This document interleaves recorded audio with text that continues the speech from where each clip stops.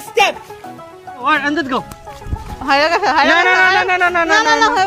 No. Hey guys, assalamu alaikum. Myself Rakib Hossain and welcome to my another vlog. আমরা এখন ডুব দিয়ে থাকার প্রতিযোগিতা করব, দেখি শেষ পর্যন্ত কে টিকে থাকতে পারে। যে শেষ পর্যন্ত টিকে থাকতে পারবে সে পাবে 500 টাকা। ওকে গাইস, আমার তো মনে হচ্ছে গাইস আমিই জিতবো। ওকে চলো, 3 2 1 স্টেপ।